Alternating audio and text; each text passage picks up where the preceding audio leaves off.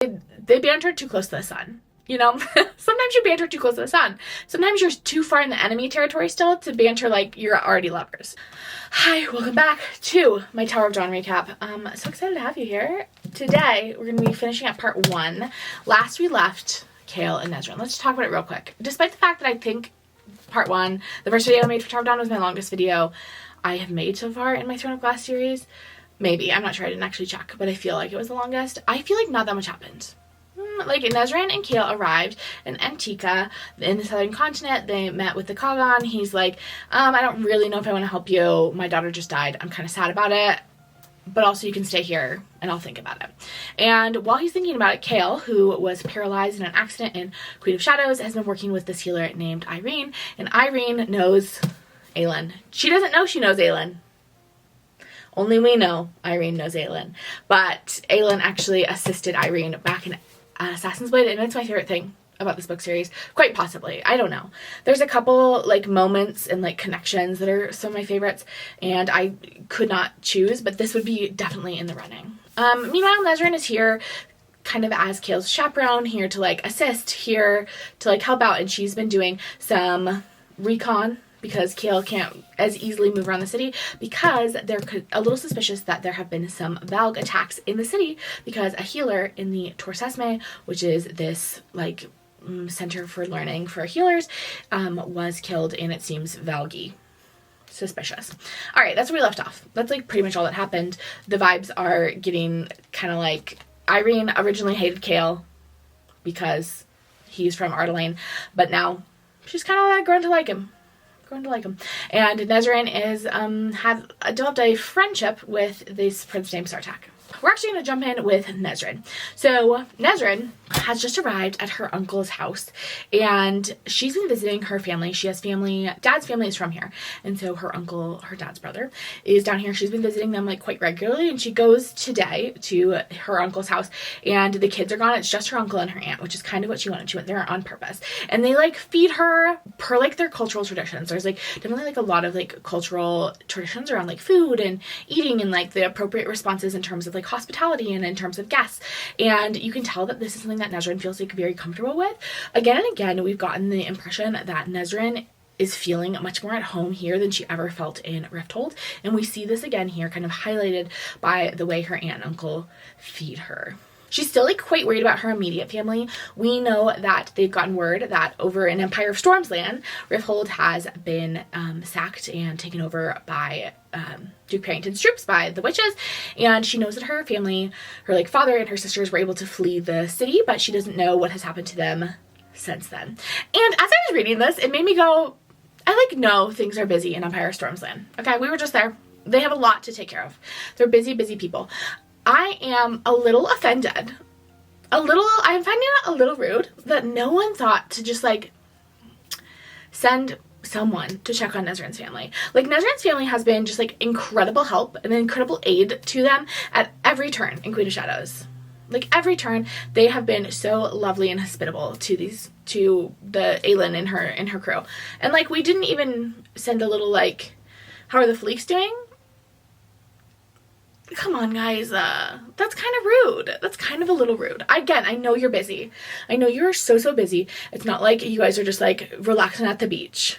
But we could have sent someone to check on Nesryn's family, you know? Anyway, she's over at their house, and she starts singing, and we find out that Nesryn is actually, like, a very good singer, and she doesn't sing back in Rifthold. Like, it's just, like, not something she does. She's, like, kind of doesn't know how to bring it up. She doesn't know how to be like, oh, hi, I have this excellent talent skill. I actually do feel this. There's two types of people who can sing. The people who can sing and they want you to know about it, and the people who can sing and they know that they can sing, but, like, they're not going to be singers, and so how do you slip that into the combo, you know? You just, like, show up at karaoke and everyone's like, girlie, I didn't know you could sing. And so Nesryn hasn't had a karaoke night with the girls back in Rifthold. So they don't know about the special talent skill. Aelin would love it. Lysander would love it. They would have loved to go karaokeing with Nesryn. Again, we're just again and again getting these little asides and these little references to remind us that Nesryn is just feeling so at home here in comparison to her time at Rifthold. The reason she came here was not to eat a snack and sing. That was just a bonus. The reason she came here is actually to tell them about the death of the healer in the Tor. Her and Sartak have been working on, like, trying to figure out what happened. They've searched the sewers and the streets, and they haven't been able to find out how that Valg got into the tour. And she's worried the attacks are connected to her and Chaol, obviously. Like, the attacks didn't start until they were here, and like they were dealing with the Valg back in the northern continent. And she doesn't think that the Valg would go after her family, but like also she wouldn't put it past the Valg. Like, the Valg are evil, so like you never know what they're gonna get up to. And so she just like kind of wants to let her family know to be on guard, like to maybe hire a little bit more security, to just be careful when they're out and about in the city. And her aunt's like, I was actually hoping that you would bring a guest when you came over today. Nesryn is like, Chaol is like pretty busy with everything going on right now, and like with his healing, and so like his schedule just hasn't allowed for him to come, but like I'm gonna bring him by soon, like don't even worry, I'm gonna bring him by. And her aunt is like, ew, I was literally not even talking about Chaol. No, I was not speaking of that man. I was talking about Prince Sartak. Rumor has it that someone was seen riding his ruck with him yesterday, and that someone, I think, was you. And Nesryn is like, yeah, that was me. And she's like very embarrassed. Like, this is a little embarrassing that she's been caught. Not that she's doing anything inappropriate, but like, still. And her uncle's like, when were we going to mention that you went on a ruck ride with the prince? And Nesryn was like, well, I didn't want to brag about it. Again, this is why she didn't talk about her singing. This is why she didn't talk about the fact that she's made a prince a little swoony for her, because she doesn't like bragging. And her aunt kind of simply says, the rooks will not fear wyverns. And we get this like implication very clearly that her aunt knows that like this is a strategic decision, but that doesn't necessarily mean it can be more. Okay, we would love to have a prince in the family, but also that like the southern continent is strong. She believes they will eventually come to help the northern continent, and they will be like helpful. Like, the rooks will be incredibly helpful. And honestly, we love the energy. Again, the Throne of Glass girlies, even Nesryn's aunt, are doing an excellent job. They're out here bringing the appropriate energy. Meanwhile, we pick up exactly where we left off, and they just had this very intense healing session in which Yrene like really entered deep into Chaol's like injury and was able to kind of like see the darkness within him and the wound and like how it's working. And now Chaol can like wiggle his toes. Like, he can feel his toes and he can wiggle them just a little bit, which is very exciting because he had absolutely no feeling from the waist down. And so now he's got some stuff going on, and it's very, very, very, very exciting. And Chaol is like, how did you manage that? Like, what is going on? How did you do that? And Yrene is like, maybe I was able to push the darkness back a bit with my magic. Like, this is great. This is wonderful. Like, clearly we're making progress. And Chaol is like, yes, this is wonderful. Like, I think Chaol really didn't have much hope that Yrene was going to be able to fix him. But now, like, he's seen evidence that, like, maybe he could have a little bit more feeling, a little bit more movement in his lower body. And Yrene is like, perfect, awesome. We're going to do a few exercises now. But first, let me order some food. Also, I'm currently covered in blood because my nose is bleeding everywhere after that last really intense healing session. So can I borrow some of your clothes? Can I like take a quick bath, borrow some of your clothes, and then we'll do some like exercises, eat a snack. Does that sound good? And Chaol's like, perfect. And so they do that, but on Irene's way out of the palace, she's stopped by Hasar, and Hasar invites Yrene into her rooms to like chat with her. Hasar and Yrene were friends, but now like their friendship has been like really strained because of Caution's romantic interest in Yrene. Yrene has no interest in that, and so she's been kind of just trying to separate herself from the Chaol family in general. But we learn kind of how they became friends. They became friends because healing the princess was one of her first assignments as a healer. Yrene and her were the same age, and they like quickly became friends because Yrene like was chatting with her and telling her stories while she helped Hasar with her tapeworm. And Hasar is like, oh my gosh, you are smiling so much. Like, Yrene walks in and she's just like in a great mood for someone who's wearing such hideous clothes. Yrene goes on to explain that she's wearing Chaol's clothes because hers were ruined in the process of working with Chaol. And Hasar is like, people are going to talk if you stroll out of the palace wearing Chaol's clothes. And Yrene says, I hope they remember I am a professional healer, okay? I'm a business lady doing business in this establishment, okay? And I'm not up to any funny business because I'm a professional. I have no interest in Chaol because he's my patient. And Hasar's like, that's so weird because like he's actually really hot. I'm even tempted, and I am happily in a like romantic relationship with a woman. Yrene is like, well, also, in addition to that, he has a girlfriend. He's with Nesryn. And Hasar was like, well, what if he wasn't? What if they weren't together anymore?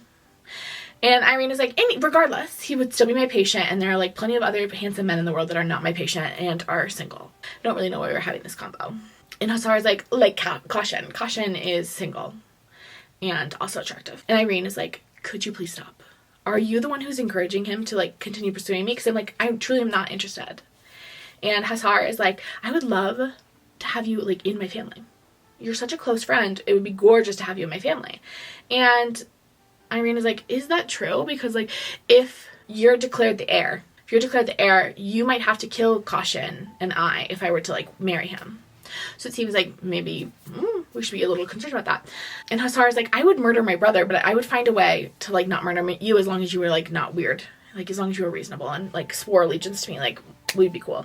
Then they like kind of switch topics because, you know, there's only so far you can go down over like which of your family members you're committed to killing and which you're not before you need to switch it up. And they start talking about the attack of the healer in the tour, and Hasar is like, I heard the killer was looking for you. I heard they hunted you down in the library. Why didn't you come find me? Like, why didn't you come talk to me first? I would find who did this and behead them. I don't take kindly to people threatening my friends or the tour healers being terrorized. Like, if I find out who did this, like, the punishments will be severe. And Yrene is like, okay, great. I'm thinking though that part of this might be connected to what's happening in the northern continent. We like know that stuff is bad up there. Maybe some of it is leaking down here, and maybe we should provide our aid to the northern continent. Just a thought, to prevent some of this from happening. And Hasar is like, no, I don't think it's the northern continent stuff dripping down here. Why would they just send like one guy to kill random people? I think it might be Chaol and Nesryn that are behind all of this. I think they might be stirring up some of this negativity, these bad vibes that are happening in Antica to scare us, like to scare us into sending aid to help them. I think they're trying to get us to ally with them through sneaky ways.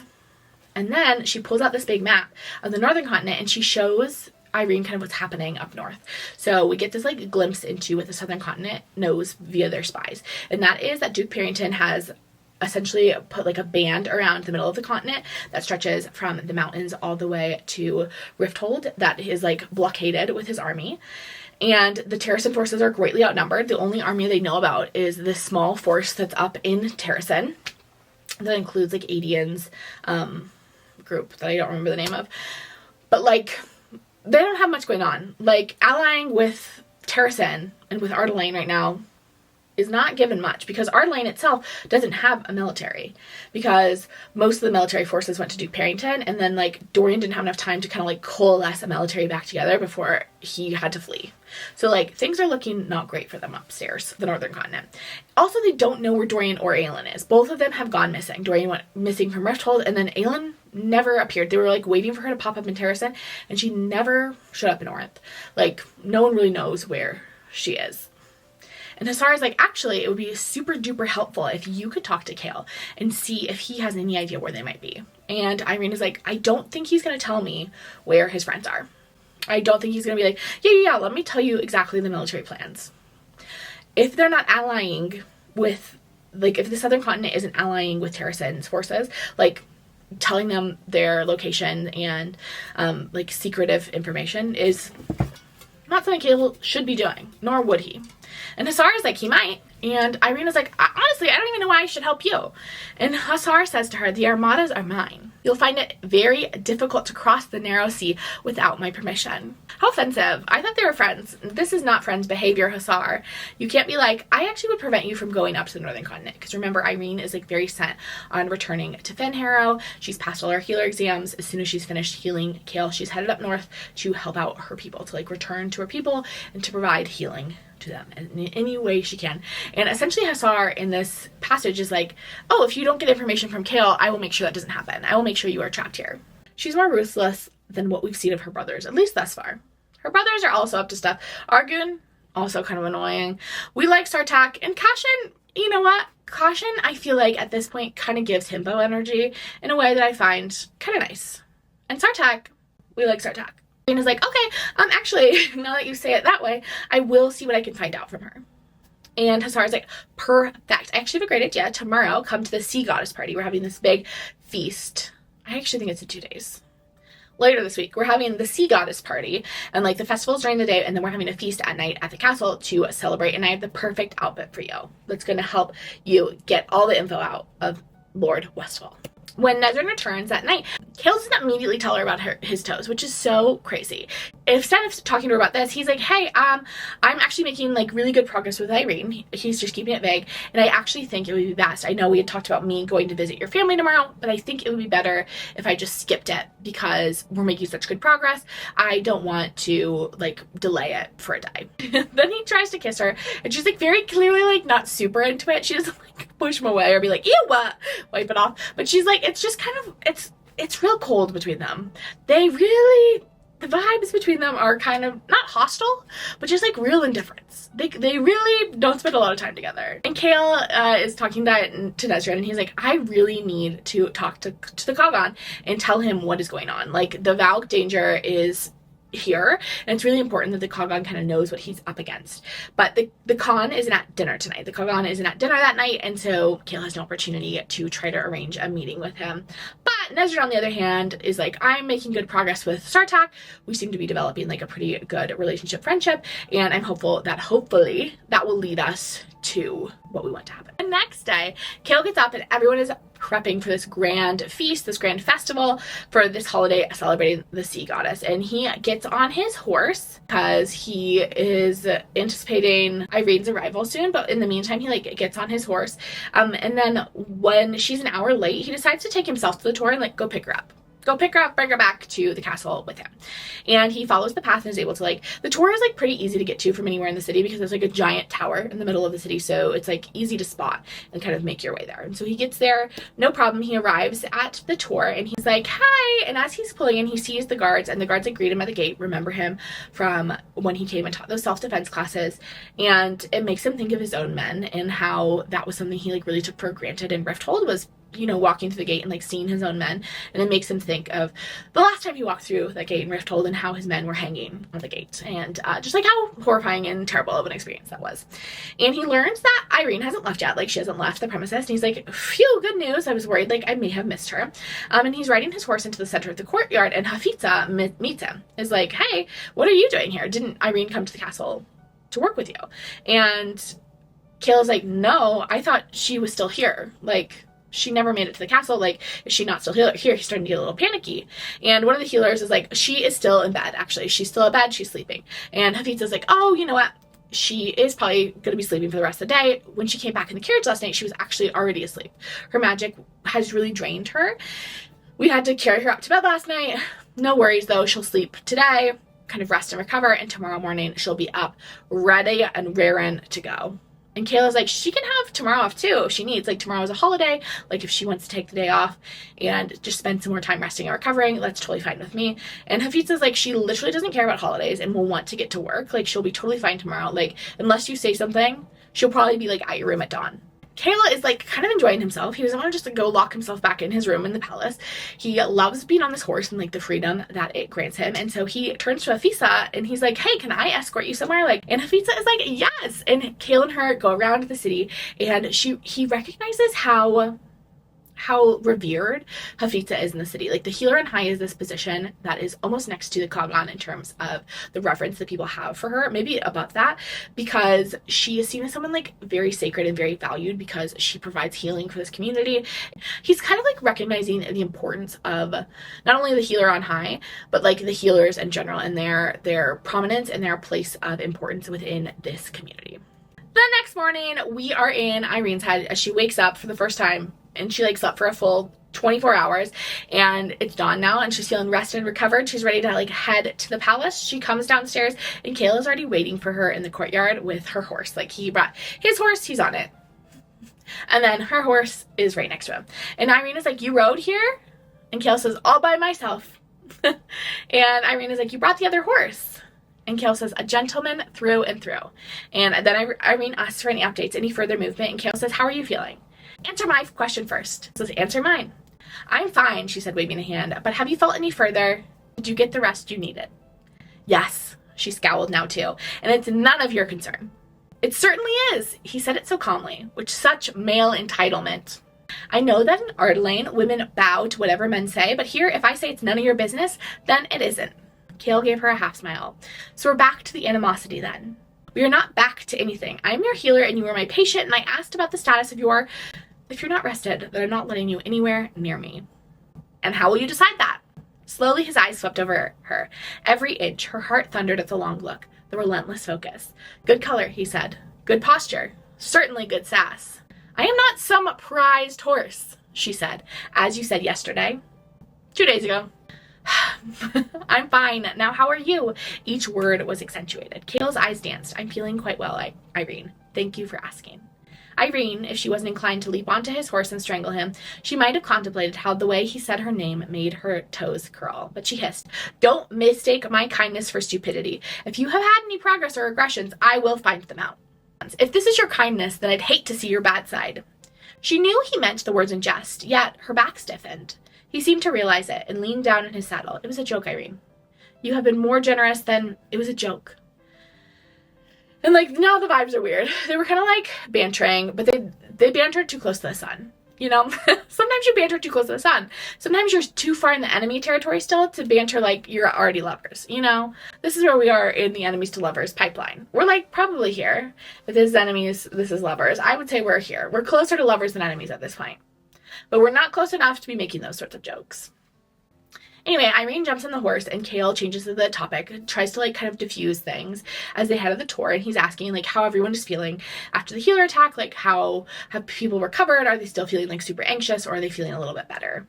And Yrene reflects that like it feels a bit like a light went out in the tour after the healer's death, but like in general, people are like trying to find their normal again, trying to like sink back into their routines after the funeral of this healer has already happened. And then Chaol asks, Hafitza said that you would have come in my room at dawn. Is that true? And Yrene is like, yeah, you don't seem like the type to lounge about in bed. Although if you and Nesryn were busy. Chaol like kind of chuckles to himself and he's like, you're welcome to come as early as you want. Like that is not an issue. Him and Nesryn are not doing that at all. Like they are barely touching in any capacity. And then Yrene is like, today, actually, I was not going to come see you first. I was going to go check on another patient first. So actually, if you want to meet me back at the palace in about 2 hours, I will see you there.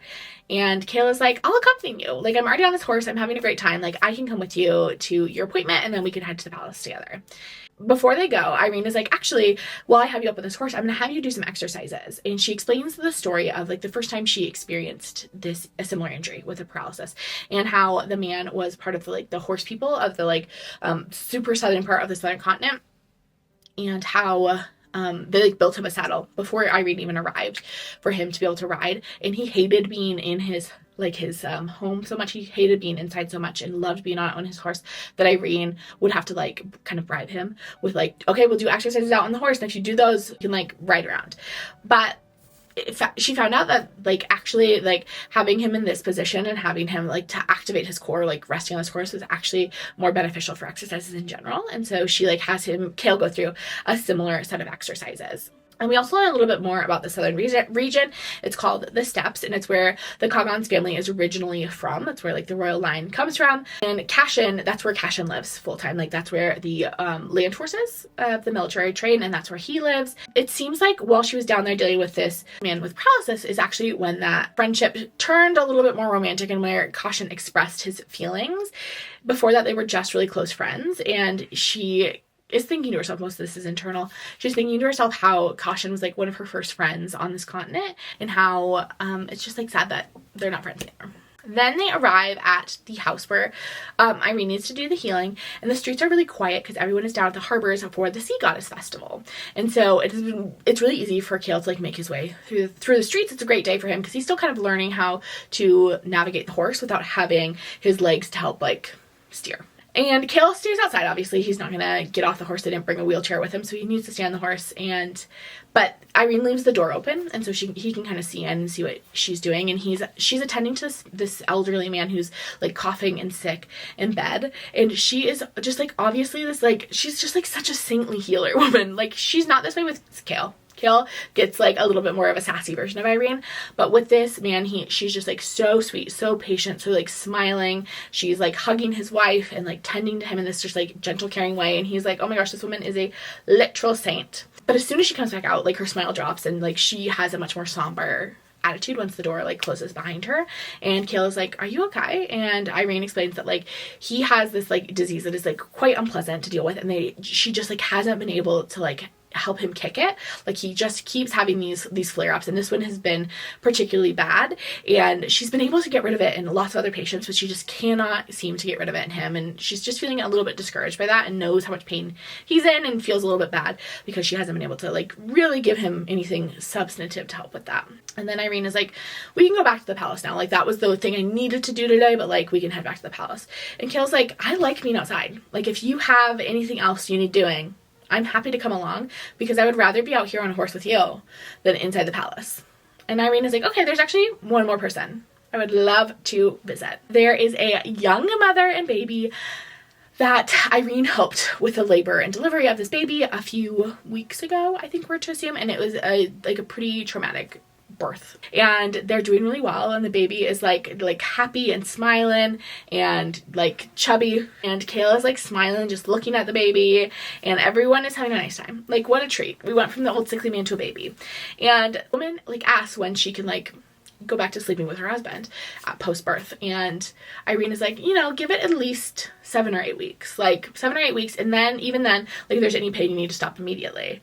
And the woman's like, oh, okay, but in the meantime, I want you to enjoy yourself for me with that man. And like, it's very clear she's implying that Chaol and Yrene are sleeping together, and Chaol catches on first, and then Yrene catches on, and Yrene is like, no, absolutely not. I'm not sleeping with him. He is my patient. Do not even imply that. I'm a professional lady. Professional lady. Why does everyone think I'm sleeping with Chaol? Also, you have a girlfriend, Chaol. Don't forget. Nesryn is your girlfriend. And I know that, and you know that. You got a girl at home and everybody knows it. I guess everyone doesn't know it, but I know it. He laughs and he's like, wow, I didn't realize it was such a firm no that you would like literally never sleep with me. Like, that was almost a little offensive how offended you were by the mere suggestion of sleeping with me. But he's like, but you're right, I am with Nesryn, and like I would never cheat on her. And they start talking about the party tonight, and both of them are like planning to attend. And Yrene is like, you know what, we probably should actually just like skip healing today. We only have like a few hours between now and when we need to like be at the party, and there's like a pretty good chance that if we started doing a healing, we would lose track of time and be late. And Hasar would have my head if I was late to this party. And so instead, Yrene takes him on a tour of the city. She like uses these hours to like show him around Antigua, the city that she loves so much. She led them into a lush public garden. Its overhanging trees and vines blocking out the brutal rays. Raised beds of flowers overflowed with blossoms. Hanging ferns swayed in the cool breeze off the sea. Birds called to one another from the cover of the drooping fronds overhead. Do you think, Yrene said after a long minute of quiet, that one day, she nodded on her bottom lip, that we could have a place like this? In Ardalan? In anywhere, she said, but yes, in Ardalan, in Fenharrow. I heard Elway's cities were once as fine as this before the shadows between them. Before the shadow in his heart. They were, Chaol said, stealing away the thought of the princess who'd lived in those cities, who'd loved them, even as the scar on his face seemed to twinge. But he considered her question, and from those voices of his memory, he heard Adie and Ash River's voice. What do you suppose the people on other continents across all those seas think of us? Do you think they hate us or pity us for what we do to each other? Perhaps it's just as bad there. Perhaps it's worse, but I have to believe it's better. Somewhere it's better than this. He'd wondered if he'd ever get to tell Adien that he'd found such a place. Perhaps he would tell Dorian what he'd seen here. Help rebuild the ruins of Rifthold, of his kingdom, into something like this. They arrive back to the palace and they like separate immediately. Yrene is going to Hasar's room, and Chaol heads to his room with Nesryn. And Nesryn comes in while Chaol is bathing, and then when he comes out, she's like ready to go. She's like dressed to the nines, looking cute and fancy. Chaol's also looking cute and fancy, and he still hasn't mentioned his toes. He still has not mentioned that he can move his toes. Which, again, it's been like, this is like the biggest news ever. And he still hasn't mentioned it to her. I don't know, weird behavior. They get to the party and there like really isn't a ton of people there. They were kind of expecting this like huge elaborate party feast, but like it's not that many more people than are normally at a dinner. And they're seated at the high table like they normally are, and the Kagan and his wife, turns out, will not be attending the party. They're like still in mourning, and he is attending to his wife's needs as she goes through this grieving process. But the feast is pretty luxe. The feast is luxe, even though it's like a smaller feast. And as they're like sitting down, Yrene strolls in looking stunning, followed by Hasar and Rhaena, Hasar's wife, who I don't know if I ever picture. Am I ever going to put Rhaena on a slide? I don't know. And Nesryn looks up at her and is like, wow, she looks like regal. Like, she looks like royalty. And she does. She looks like a Queenie McQueenson. Because all the top girlies are queenies. Like, only some of them are actual queens. But Yrene looks like a queen.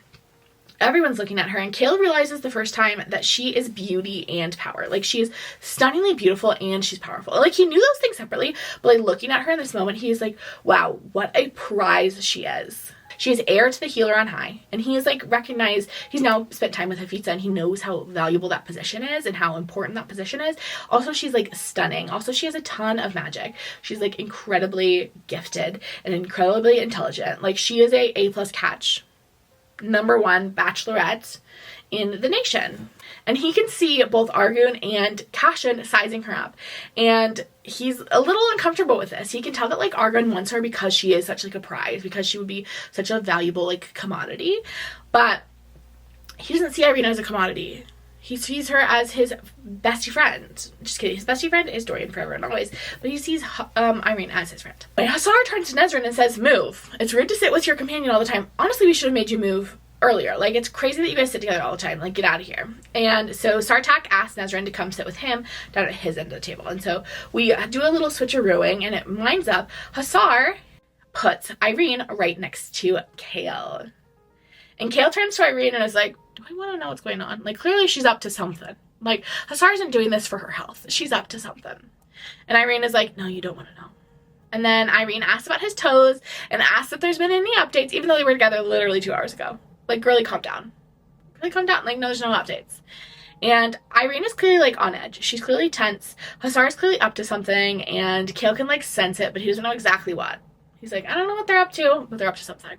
And he turns to Yrene and says, the role of pawn doesn't suit you. And Yrene is like, I don't know what you're talking about. I don't know what you are talking about. I don't know. I'm not a pawn. It's weird that you would say that.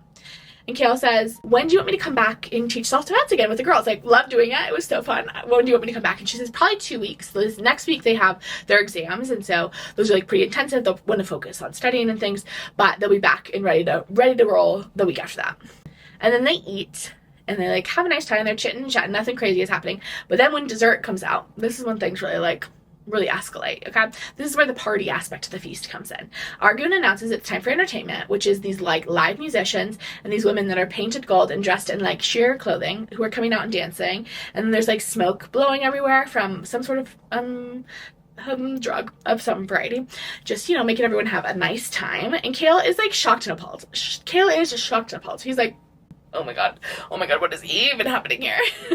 These people are like barely wearing clothes. What am I supposed to do? Where am I supposed to look? He's just like panicky, okay? He's from a society. Rifthold is like a little bit more puritanical than the southern continent, and he's a little panicky about just like the level of like debauchery that he feels like is happening. The table starts to clear as people either leave, like Duva and her husband leave because like all the smoke in the air isn't good for the baby, and then Hasar and her girlfriend, her partner, Reyna go and sit on one of the couches. There's like little couches in little nooks that people can go like canoodle, okay? And Cashin is clearly waiting for Yrene to rise and like follow her. He like wants to go on a couch with Yrene, and Chaol doesn't want that. Chaol then notices that Sartak and Nesryn have wandered off to one of these couches together, and Nesryn looks up at him and gives Chaol a nod, a reassuring nod, her pace unhurried as she walked to the prince. She's like, Chaol, this is all part of my plan to get close to him so I can get him to ally with us. Also, maybe more. I like really am rooting for Nesryn in every way in this novel. We'll talk more about it. And again, Cashin is about to ask Yrene to move, and Chaol sees it. Chaol sees Cashin coming for Yrene, and he turns to Yrene and says, I'd like to sit with you. And Yrene is like, where? And Chaol says, where it is quieter. Not here. We gotta get out of here. Cashin's coming. And I don't want him to come over here and steal you away from me. And most of the couches are already taken, except several, like, right in the middle of all the smoke and the music. And then one tucked into, like, a back alcove. So they, like, find that one and tucked into the back alcove. Yrene is, like, a little suspicious of what is happening. But Chaol explains, like, if we are meant to be seen together tonight, then remaining here for a while would be better than leaving together. And I would not have you walk home alone. So, like, I don't want you to leave and walk home by yourself. That's not safe. I need to send some guards with you when you're walking home. But also, like, clearly Hasar wants us to be together, so maybe we should do that now. Maybe we should go sit together instead of, like, leaving together. That'll start too many rumors. And Yrene is like, okay. And so they head over to these open seats, over these open couches, and Chaol is following her, and he notices that her dress is, like, very low cut in the back. Like, he can see her whole back. I'm going to read you this passage because I love it, okay? Chaol has a little crush, and I think it's cute. The back of the dress was mostly open, revealing smooth, unblemished skin and the fine groove of her spine. It dipped low enough for him to make out the twin indentations of her lower back, as if some god had pressed his thumbs there. Okay, he's, like, staring at her booty. He's looking at her butt, okay? He didn't say it in that many words, but, like, homeboy is looking at her butt. And her little back dimples. He's in love with her. He's in love with her. He has a girlfriend and he's in love with her. They scoot over to the corner, and Chaol pulls himself out of his chair and, like, slides over onto the couch. They're, like, sitting right next to each other. They have, like, a great view of the dancers and, like, kind of the music from there, and they're sitting, like, quite close to each other so people can't eavesdrop, but also so, you know, Hasar can look over and see that Yrene is doing her due diligence. Meanwhile, Chaol spots across the room Nesryn and Sartak getting very cozy. They're, like, snuggled up at a couch together. And he looks over and he thinks to himself. He waited for a tug of jealousy at seeing Nesryn smile at the prince, whose body was the pinnacle of relaxed, his arm draped along the back of the couch behind her, an ankle crossed over the knee. Perhaps he just trusted Nesryn. I don't think that's it. But nothing stirred in him at the sight. He's like, I was literally not jealous at all of Nesryn. Literally, like, in the lap of another man. That's not my problem. And then Chaol and Yrene are also getting very cozy. Chaol is feeling a little hazy in the smoke. This smoke is a little bit of, like, an aphrodisiac and, like, really lowers your inhibitions, makes you feel a little softer than you would have in another world. And he, like, really wants to touch Yrene. He, like, can see the ends of her hair, and he, like, wants to reach out and, like, touch her hair and touch her skin. And he's just like, she seems like she would be so soft. And then Yrene starts being like, okay, buddy, I need you to focus. I was talking with a friend, clearly meaning Hasar, and wondering if you knew where your other friend, aelin, was. And essentially, Yrene explains kind of in code that Hasar has tasked Yrene with finding out what Chaol knows about the location of aelin and Dorian, mostly aelin, because Duke Parrington's armies are, like, really taking over the continent, and she wants to know what aelin is up to, which, like, girlie, don't we all want to know what aelin is up to? Good luck finding out. She's a schemer, a secret little sneaky schemer, and that's her life, her prerogative. Girlie loves to play in a surprise. Chaol's like, I don't know. That is actually news to me that no one knows where she is. She was supposed to go to Terrasen. We left. I went down south with Nesryn. They went up north to Terrasen, and she should be there by now. She never showed up in Orinth, and Yrene is like, no, she never showed up there. And Hasar wants to know where she might be then. She thinks you and Nesryn also, side note, she thinks you and Nesryn might be behind the killing of the healer in the library. So just that's on your radar. She's a little suspicious of that. And Chaol's like, do you believe that? Like, is that what you believe? And Chaol is, at this point, has reached out and he is touching her, cupping the side of her neck. It's the flirtiest of vibes. The flirtiest of vibes at every turn. And Yrene responds, I think your presence may have triggered other forces to act, but I do not believe you are the sort of man who plays games, even if their current position said otherwise. Okay, that last part was just in her thoughts, but, like, he's clearly playing some games this evening. And that you go after what you want, Yrene continued, and you pursue it directly, honestly. And then Chaol responds, I used to be that sort of man. He could not look away from her. And now, her words were breathless, her pulse hammering beneath his palm. And now, Chaol said, bringing his head closer to hers, near enough that her breath brushed his mouth, I wonder if I should have listened to my father when he tried to teach me. This man, in this moment, is so turned on. He is so in love with Yrene. And then he, like, for the first time realizes, he's like, oh my gosh, this smoke must be an aphrodisiac of some sort, because, like, I am getting some wild thoughts. Wild thoughts. He, like, leans back and he thinks to himself, Nesryn's right over there. Like, you need to calm down, buddy. Like, ooh, this is not good. And I want to say, okay, I don't think this is a great move from Chaol. Okay, we'll talk more about Chaol's mistake later, because I think Chaol has made some mistakes. But I do think you shouldn't be worried about Nesryn at this moment. I think Nesryn is sitting over with Sartak and having a lovely time. Is she being responsible and respectful? Probably. Because, again, she is the girl in the group project who's going to get her work done. Okay? She's reliable. But I also think she's busy. You know? Free Nesryn. I, like, don't think she needs to be shackled to Chaol anymore. Anyway, Chaol's like, okay, I need to come up with an answer to Irene's question. He asked, like, where would aelin be? Like, clearly he wants to, like, help Yrene out, make sure that she passes on information to Hasar and, like, maintains that relationship with those two. And so he says to her, Skulls Bay. He threw out, tell her fire, aelin, can be found in Skulls Bay. It was perhaps the one place aelin would never go, down to the domain of the pirate lord. He'd heard her story once of her misadventure with Rolf, as if destroying his city and wrecking his prize ships were just another bit of fun. Heading there would be indeed the last thing Aelin would do, with the pirate lord's promise to slaughter her on sight. Okay. This moment right here is the single, if you're gonna do the tandem read, it's too late. You've either done the tandem read or you haven't at this point. But this is the best moment in the tandem read. Like, the whole tandem read, which is like a little cumbersome, is like truly in this moment, everyone is arriving in Skulls Bay. And Chaol's like, they would literally never go to Skulls Bay. And meanwhile, they're sending postcards from Skulls Bay. This is their postcard they sent them. It's from Skulls Bay. Everyone's here. It's hilarious. 10 out of 10, top tier. I'm giggling. And Yrene is like, oh my gosh, thanks, that should work. Thanks for the information. I'm gonna go, bye. And then Chaol looks over at Nesryn, and she's obviously like kind of oblivious to what's going on. She's like so consumed with StarTAC is kind of his impression of things. But Chaol starts to feel like really, really bad because he did start to cross the line there. He was like touching Yrene and having feelings that as a man with a girlfriend, he shouldn't be feeling. The responsible move going forward, actually, Chaol, so you know, for future reference, is to break up with Nesryn. You probably actually should have broken up with her a minute ago, because you guys really are not in a romantic relationship anymore. Like, you're not. You guys are like coworkers. You're not even really that good of friends anymore. And so we should have ended things. We both should have ended things. Either one of us, Nesryn or Chaol, and let the other go free to pursue new pastures. Instead, we like kept each other locked in this like cage that neither of us were having a good time in. So Chaol should feel bad, but not necessarily, but his response to his feeling bad is like not necessarily what it should be. Also, he should have made different choices earlier. Yrene immediately goes and tells Hasar what Chaol told her and is like, Skulls Bay, Aelin is in Skulls Bay. And Chaol's like, phew, dodged that one. Aelin would never be in Skulls Bay. Aelin is currently in Skulls Bay. And at that moment, Nesryn and Chaol make eye contact, and it's clear that they're done for the night, and they head back to their room. The vibes are immediately weird when they get in the room, because both of them know that the other one was cozied up with someone that was not their girlfriend or boyfriend. In a way that was like a little, probably not acceptable. And she's like, I think I need to go somewhere. I think I am needed elsewhere than the palace right now. And Chaol's like, no, I need you here. Like, you came with me to help me. And Nesryn is like, do you really need me though?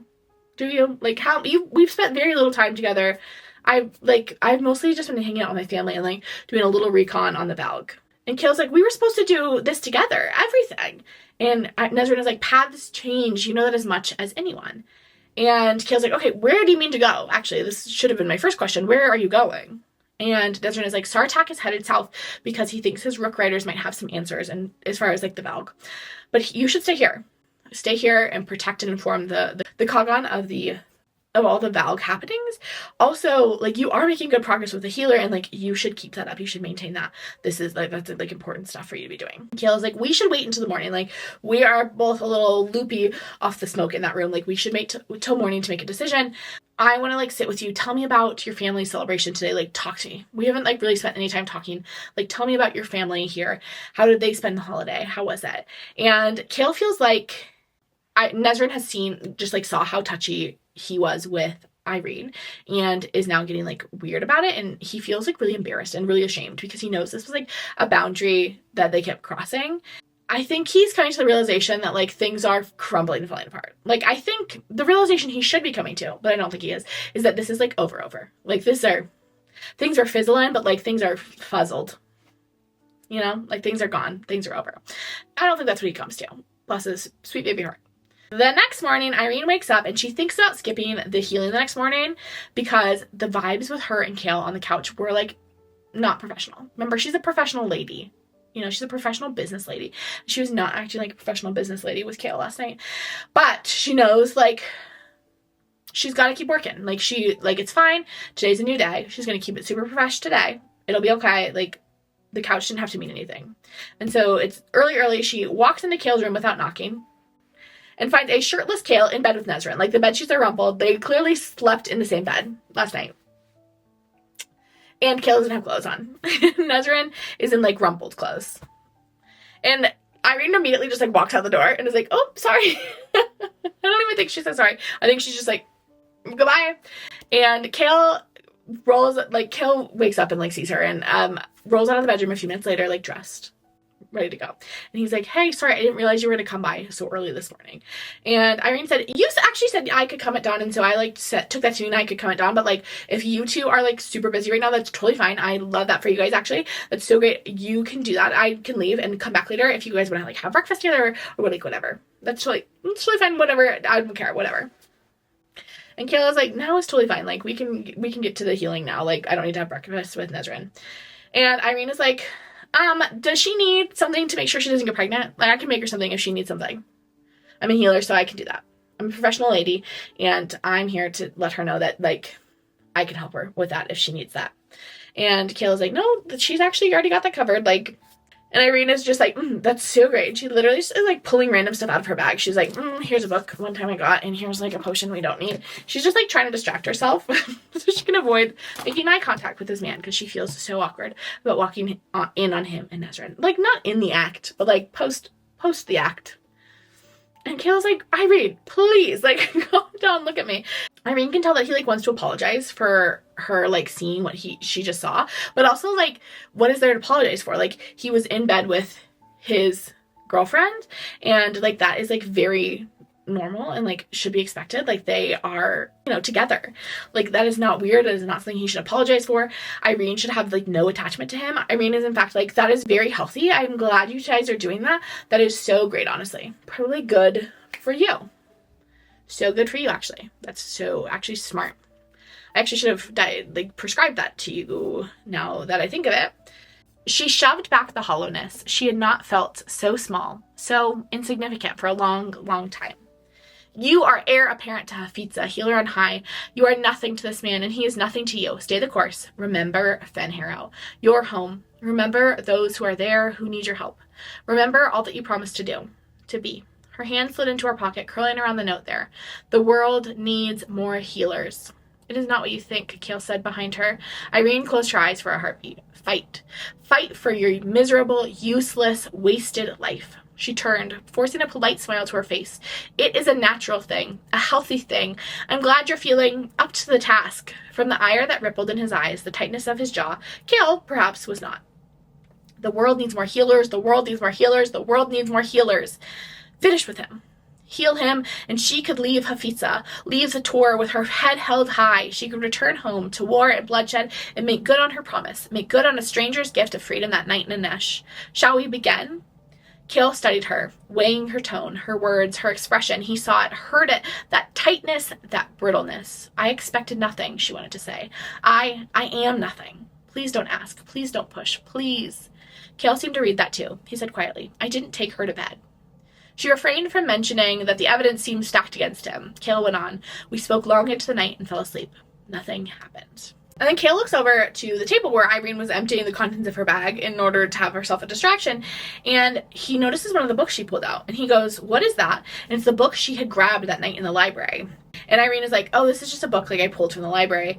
And Chaol's like, those are word marks on the spine. And Yrene is like, oh, interesting. This book actually mentioned word keys. They said that there were 3 kings and 3 word keys between them. Chaol's like, what? The book said that? And Yrene is like, yeah, I couldn't read that much of it, but like, yeah. And then she's like, is that what they really do? Like, is this what the Valg do? She's pointing at a picture that shows a Valg possessing a human host. And Chaol's like, yes. And then he's like, hide it, Yrene. We need to hide all of this. Hide it now before Katja returns. And Yrene runs around the room, hiding all of it, sliding one of the scrolls into a pair of his boots. And they are back to, like, talking in code as they, like, go back and forth. Again, really worried about spies. Asking about who could possibly read the word marks. And Yrene winds up inviting Chaol to go to the Taur's library with them and, like, see if they can find anything else. And they decide today to go, like, after they finish their healing session today. You only talk of Erewhon. His eyes flashed in warning at the name. But what of Orcus and Mantix? Who? Yrene began another set of the exercises on his legs and hips and lower back. The other 2 kings that are named in this book. Chaol stopped wriggling his toes. She flicked them in reminder. The air whooshed from him as he resumed. They were defeated in that first war, sent back to their realm, or slain. I can't recall. I'm sure you and your companions are adept at this whole saving the world thing, she mused, earning a snort from him. But I would make sure you know for certain which one it is. Chaol twisted his head towards her, the muscles in his back bunching. Why? Because if they were merely banished to their realm, who is to say they aren't still waiting to be let back into our world. Okay, an interesting point you bring up there, Yrene. Chaol starts like kind of panicking, as he does. He's like anxious and mad and scared. Typical anxious boy drama. Yrene is now trying to distract him because it's not great to go into a healing session with that like agitated state of mind. Like you kind of want to go in like calm and ready to like process things. And so Yrene starts to try to distract him, and she goes, "Oh, who gave you that scar?" I don't know if this would be like a great opener. I feel like scars are often connected to traumatic things, but Yrene thinks this is where we go. And she's talking about like the big slice on her face that is from aelin when aelin tried to kill him after the whole Nehemia thing. And immediately she senses that she shouldn't have asked about that because Chaol like tenses up. Like Chaol is like, ooh, really clenches up. And Chaol says, "Someone who deserved to give it to me." And Yrene is like, okay, that was literally not an answer. What happened? Chaol holds out his hand for the leather bit, but Yrene is like, you need to be in a better headspace before we start healing. Like, try again. Like, what's wrong? What's going on? And Chaol is like, what's wrong is that I'm barely able to move my toes, and I might not have to face one Valg king, but 3. If we fail, if we can't, they will destroy everything they encounter. Like, this is scary. And Yrene is like, did they give you that scar? And Chaol's like, no, can we please stop talking about the scar? And Yrene is like, fine, we can talk about this scar. You have a scar on your temple. What happened to this one? And Chaol's like, my father gave me that one when I was a boy.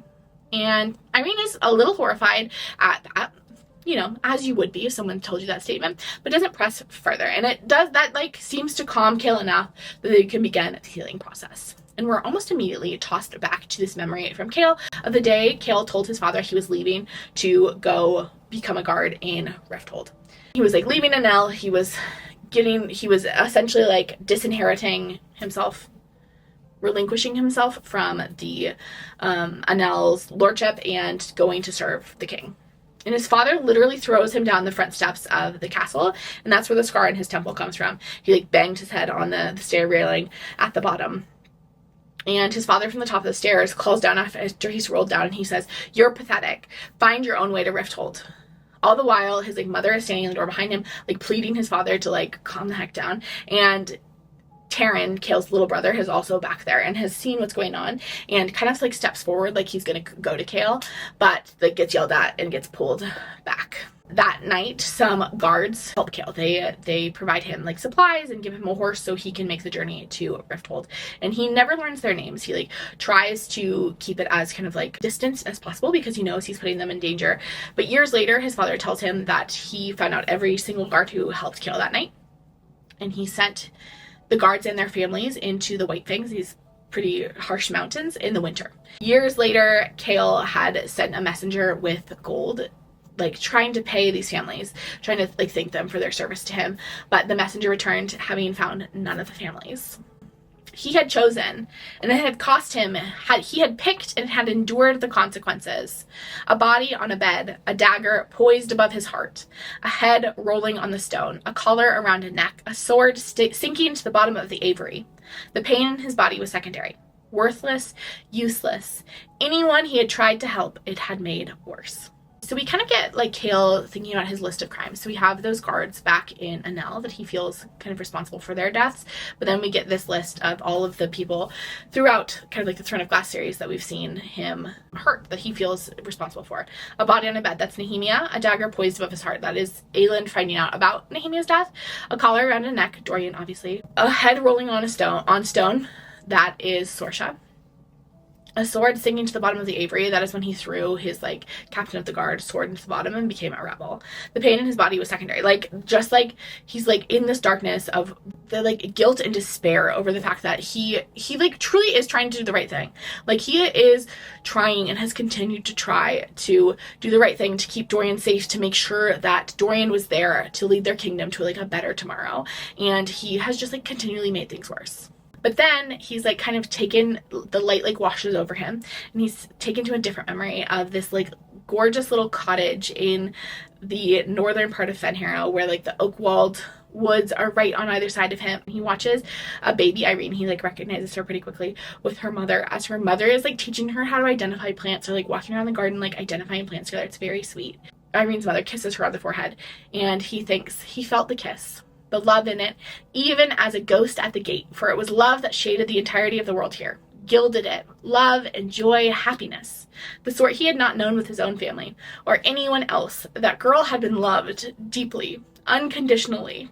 He comes to you after that, and Yrene is missing. It's just him in the room, but he can feel his whole foot now. It's not just his toe. He can like feel all the way down through his heel. He's looking for Yrene. He wants to like obviously tell her, update her on what he can feel more, and he notices that she's out in the garden, and so he puts himself in his wheelchair and he rolls out to see her.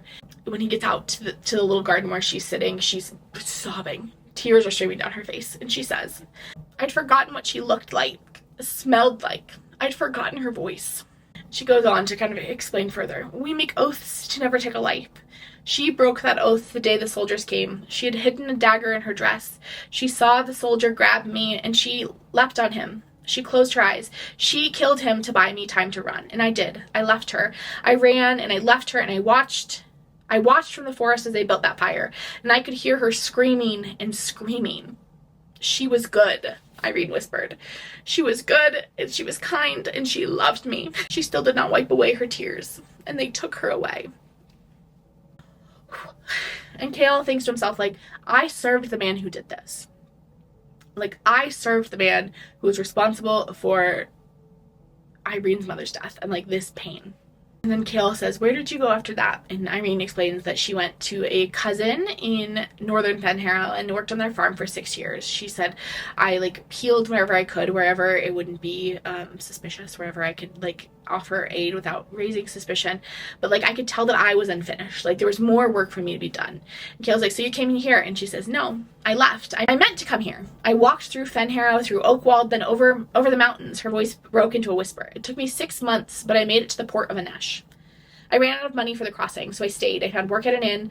I meant to work only for a month, but stayed for a year because the person who hired her was like stealing her tips and like kept raising her rent, and she just like could not build up enough savings, and she thought she was gonna have to pay tuition here, and so at the tour, and so she didn't want to make the trip to the southern continent only to be turned away at the tour. So she was like just working, trying to build up a savings so she could make it to the southern continent." Chaol goes, "How did you finally make it here?" And Yrene goes, "It's a long story." Chaol goes, "I have time." And we're like, he's gonna tell the story. Nope. Yrene shakes her head. "I know who gave you the wound on your spine. The old king who was possessed." And Chaol says, "Sorry, I didn't mention that. Like, we've decided that information is really need to know." And Yrene is like, "Because of Dorian, right? Because, like, we don't want to call into question Dorian's, like, if Dorian is possessed in some way." And Chaol nods, and he apologizes again. And she says, No, it's good. It gives me further reason to fight it. To wipe away that last stain of him forever. Like, you and I, Chaol, now we have a common enemy. These Valg grossness. That, like, we're responsible for my mother's death, and we're responsible for your injury." And she explains that she used, like, her best memories, her, like, most loving, most good, most wholesome memories to fight against the darkness. Like, her moments of light. And Yrene is like, "I saw that memory of your father. Like, I saw that. Like, he could have literally killed you. Like, you're so lucky he didn't, like, crack your skull in." Chaol's like, "Yeah, he's the worst, but, like, honestly, he's probably glad, or he probably would have been happy if I died that day. Like, he is really the worst." And then Chaol's, like, moving to, like, I don't know what he's doing. He moves. Yrene notices his feet move, too, and she's, like, so excited. Again, we're getting some progress. Chaol is getting better. He is healing. His body is, like, feeling is returning to his body. And Chaol, again, is thinking about how awkward this morning was, and he thinks to himself, when she'd walked into his bedroom and found him there with Nesryn, and he'd felt the world slipping out from under him at the expression on her face, and when she had refused to meet his stare, when she'd wrapped her arms around herself, he wished he'd been able to walk so she could see him crawl towards her. Okay. Normally I wouldn't tell you about that, like, some internal thoughts, but, like, okay, Chaol. Okay, Chaol. This is the energy we need, Chaol. He wished he'd been able to walk so she could see him crawl towards her. Okay. Anyway, Yrene, then they go back in, they do some more exercises. Yrene is like poking him a bunch to like test his progress and to see how much the numbness has receded. And Chaol is like, "Will you eat lunch with me?" And remember, he's asked her to share a meal with him before and she's refused. But this time she says yes. All right. I have to take my Team Chaol hat off for a second here. Okay. We're leaving Camp Team Chaol because we're about to do a Nesryn chapter. And in this chapter, Nesryn has been wronged by this boy. And there is some like internal monologue from Nesryn in this chapter that makes me pretty mad at my lovely angel boy, Chaol. You know? Justice for Nesryn Philique. Okay. I just like truly think Girlie can do so much better than this man. She can do so much better, and she will do so much better, okay? But in this moment, ooh, I can't be Team Chaol. Nesryn knew.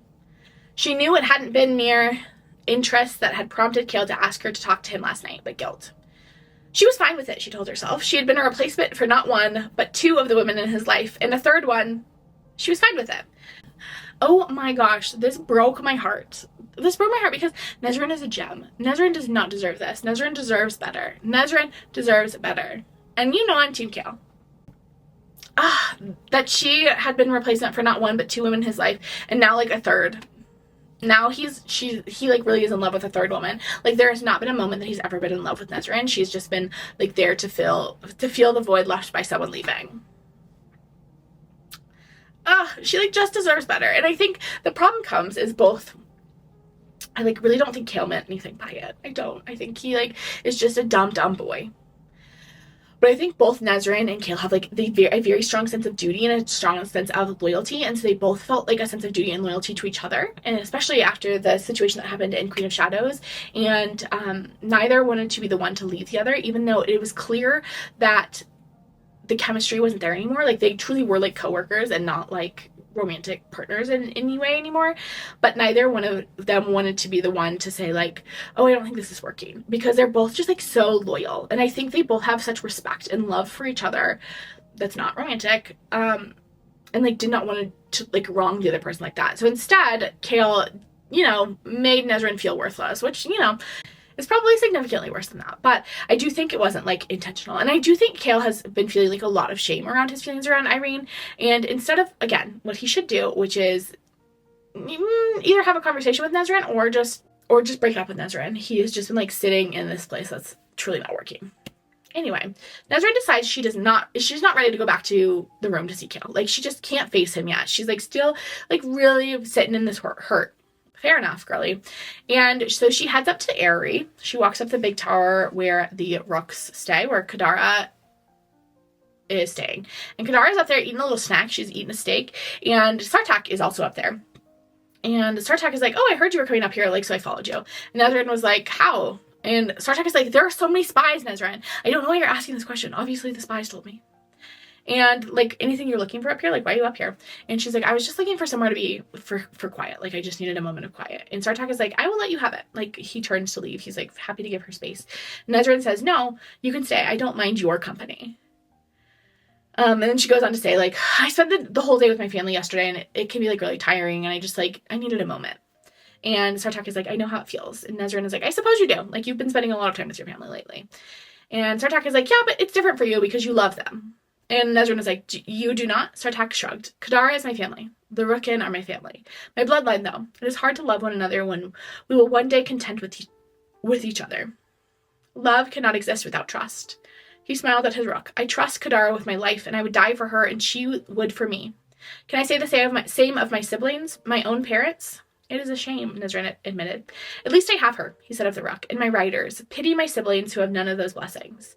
And then Sartaq turns to Nesryn and he says, I'm leaving soon to go to the Rookin, as we spoke about. Have you thought about whether you want to come with me or not? And Nesryn is like, yeah, like, how long are we going to be gone for? And he's like, a few weeks, no more than 3. Like, we have to be back. We'll be back in 3 weeks maximum. And Nesryn is like, I still need to talk to Lord Westfall about it. Like, I still haven't had a chance to, like, really talk about it with Chaol. And Sartaq is like, for sure, I am leaving soon, though. So... And Nesryn looks around and realizes that, like, he's packed. Like, homeboy is leaving, like, right now. Like, real soon. Not like, oh, tomorrow. Like, immediately. And Nesryn is like, you leave now. You weren't going to say goodbye to me first? And Sartaq was like, yeah, after you went to bed with Chaol last night, after last night's party, I thought you might be occupied. And her brows rose. All day? The prince gave her a roguish smile, finishing off his long braid and picking up his spear once more. I certainly would have taken all day. Okay, Sartaq. Nesryn Falik, you go dump Chaol Westfall's little butt right now. You go walk down all those stairs in the area and you say, you know what? I have a man who has a giant bird and he says that he would take all day. In a good way. In a good way. And he is, like, lovely to talk to. We have a nice time chatting. Also, again, did I mention the giant bird? You know how much fun a giant bird ride is? Super fun. Also, he's a prince. So, sayonara. Sayonara. See you later, alligator. Bye. Go hang out with your healer that you're clearly in love with. Instead, this is what's happening in Nesryn's brain. She had not told Chaol that she had seen his toes move last night. She had seen them curl and flex in his sleep. She had cried. Silent tears of joy sliding onto the pillow.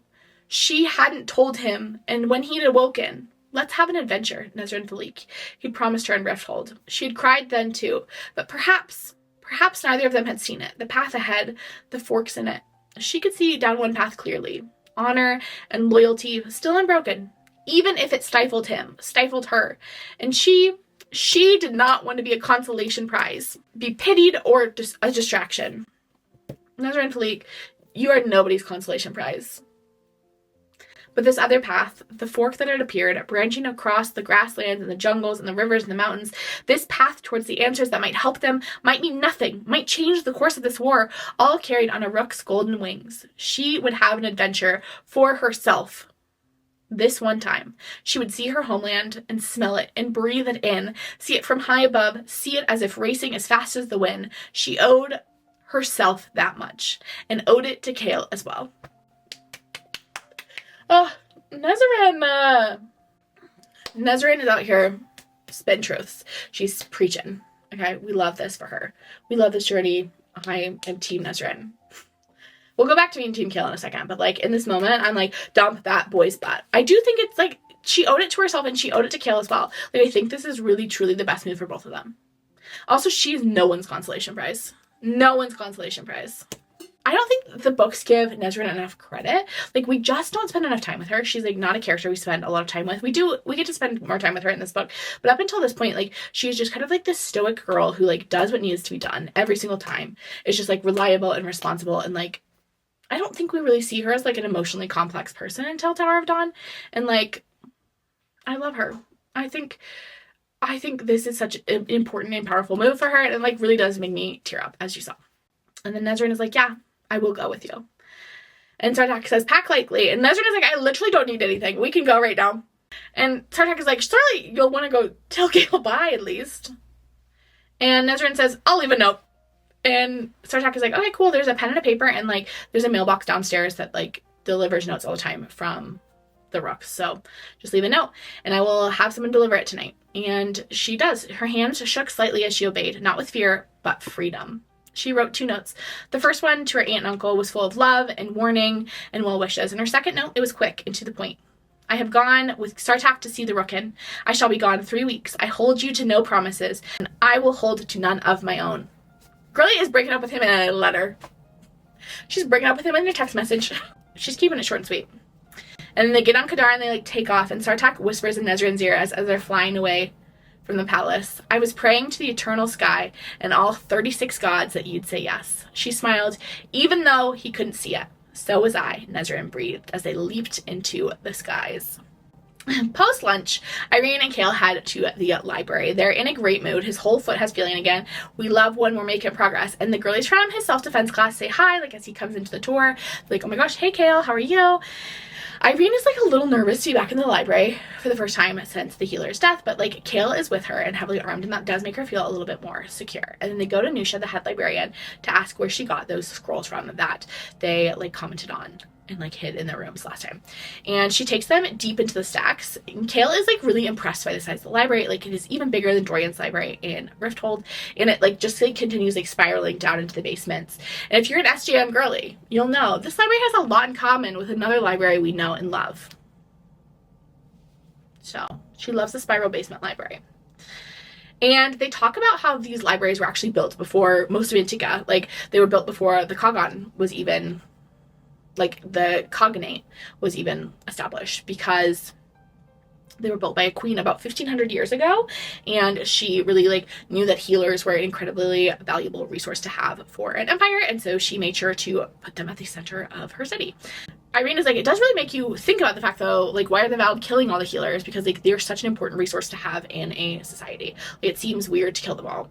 And Chaol is like, so actually funny thing is, the Valg aren't the ones who killed the healers. The man inside the king was the one who organized the killing of the healers. He's like, wait, let me explain. So the man wrestled the control long enough to give the order that the magic wielders were to be put down, executed rather than to be used against him, us. He hated it, but it was necessary. Then he found a way to banish magic, to bind it up and like banish it from the kingdom for now. And Chaol goes on to like kind of explain what happens and how like magic wielders can be possessed by the Valg in a different way than non-magic wielders. And Yrene is like, that, it doesn't even make sense though. Like healing magic isn't even helpful like to a Valg who wants to like destroy. And Chaol says, I think you might have something they want very badly, or want to keep you from knowing too much about. Like there's clearly something with your magic that they have a strong interest in. Yrene catches on very quickly what he's saying, like you're back. Like they don't want people to have access to the healing that like Yrene is doing in this moment where she is able to heal Chaol from this like serious Valg injury. And like the Valg wouldn't want people to have that power. But Chaol says to her, he says, I will not let you come to harm. Like he's like, don't even worry about it. I will make sure you're safe, girly pop. And again, in his head, he's like, I don't know how I'm going to make sure she's safe, because Chaol like really doesn't have a lot of faith in his own abilities as a man who no longer has access to his legs, in his ability to defend Yrene, but he's going to figure it out because he's going to keep her safe. So Nesryn and Sartaq have flown kind of all afternoon, all into the evening, and they're landing for a place to camp for the night. Nesryn is like very cold and very stiff. She's very much not accustomed to being in the air and flying for that long, and she also really needs to pee. They get down and she like waddles over to a corner and pees, and they're at this like campsite that is like really protected from the wind. It is like in this area that is like pretty desolate, like there's nothing really around. Nesryn says they passed their last town like an hour ago. So they're pretty isolated, but at the same time, like they don't take the saddle off of Kadara, because if anything were to like come and attack them, they would want to be able to escape like quite quickly. And so there is a sense of like, it's a dangerous area, but it's like fairly isolated, so the chances of them encountering anything is not super high. Sartaq pulls out dinner and they like sit down and they like start chatting, and Sartaq asks her like, oh, have you seen Moranth's mounts, the wyverns from the witches? And Nesryn is like, yeah, Kadara is about half of their size. Is she kind of small or large for a rook? This is Kadara's only rook she's seen at this point, so she's not sure if like they're all about Kadara's size or if she's like kind of an anomaly in terms of size. And Sartaq's like, haven't you heard all those stories about me and Kadara? And Nesryn snorts, do you know they call you the winged prince up in the northern continent? And Sartaq says, it is strange to become a story while you are still alive. You yourself, Nesryn, are surrounded by like living tales up in the northern continent. How do they feel about it? How do they feel about being stories? And Nesryn says, I think aelin likes it.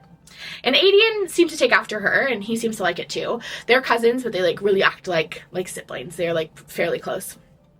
And Sartaq is like, yes, of course, the wolf of the north, like he knows of Adian. And then Nesryn goes, I hope your spies have told you that Adian's Bane is a skilled legion. So Bane, this was that word I couldn't find earlier. The Bane is Adian's army that he is right now like stationed in Terrasen, ready to like fight in the war. And he's like, I know we're outmatched right now, but like we have a lot of skill. Adian's obviously super cool. And Sartaq is like, yeah, what stories do they say about you, Nesryn? And Nesryn's like, they don't tell stories about me. Like, I'm a side character, okay? Like, I'm the girlie in the shadows. And Sartaq says, not even the story about the arrow that saved a shapeshifter's life? The impossible shot fired from a rooftop? Neith's arrow. That's what the spies called you until you arrived. Neith's arrow, the goddess of archery. And the hunt, originally hailing from the ancient sand-swept kingdom to the west, now enfolded into the Cognate's vast pantheon. A corner of his mouth tugged upward. So don't be surprised if there's now a story or two about you already finding its way across the world. He's like, Nesryn, there are stories about you. You just don't know them yet. Nesryn observed him for a long time, the howling mountain wind blending with Kadara's snoring. She had always excelled at archery, took pride in her unmatched aim, but she had not learned because she coveted renown. She had done it because she enjoyed it, because it gave her a direction to aim, that wind-seeking inclination, and yet Sartaq cleared away the last of the food and did a quick check on the campsite was secure before heading off between the boulders himself, with only those foreign stars to witness. Nesryn smiled. And so they sleep that night, like, under a bunch of blankets. They don't light a campfire because it would bring too much attention to them, but they, like, sleep under the stars. And Nesryn is like, wow, oh my gosh, they do tell a story about me. I love this for Nesryn. Nesryn is getting what she deserves, finally.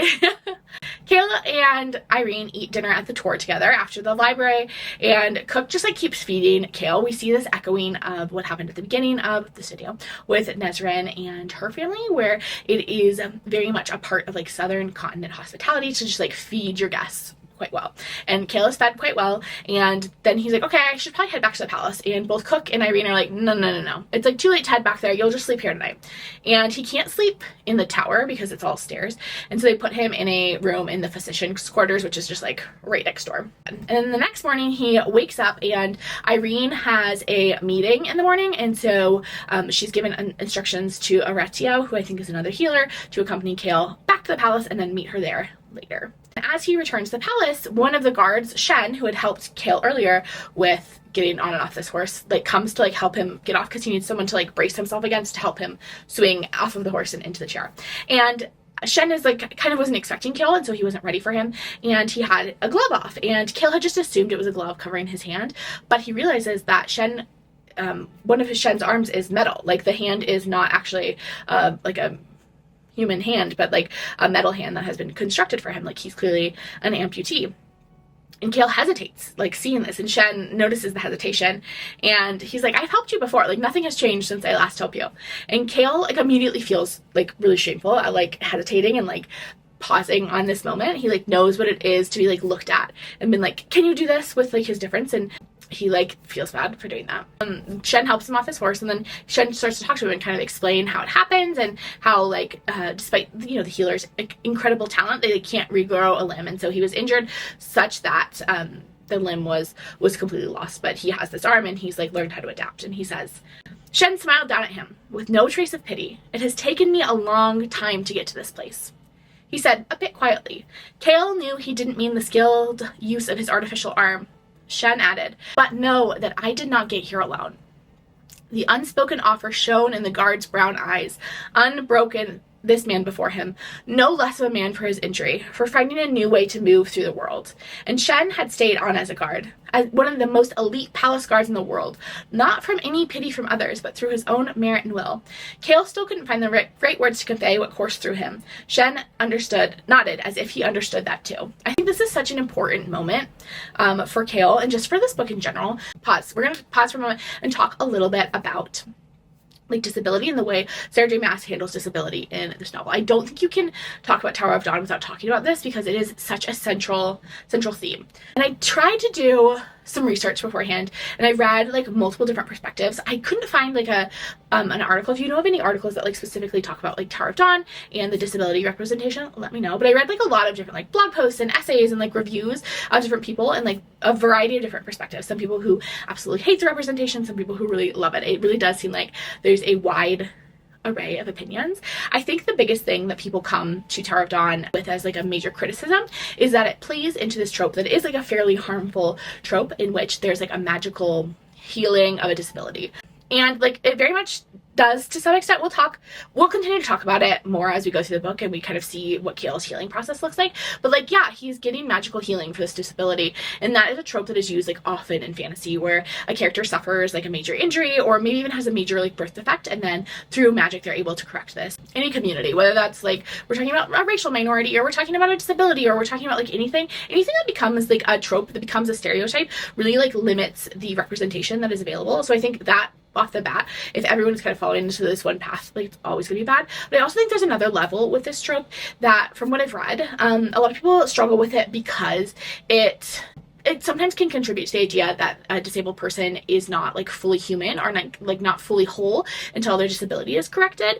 And instead of working on facilitating like a world that adapts to their needs, they adapt the person to the needs of the world in a way that it can be quite harmful. And I think there's also a sense of some people struggling with this because it's not great representation, and that a lot of people are disabled in a way that is a lifelong thing, whether that's something that they're born with or something that comes out later in life and then persists with them through the rest of their life.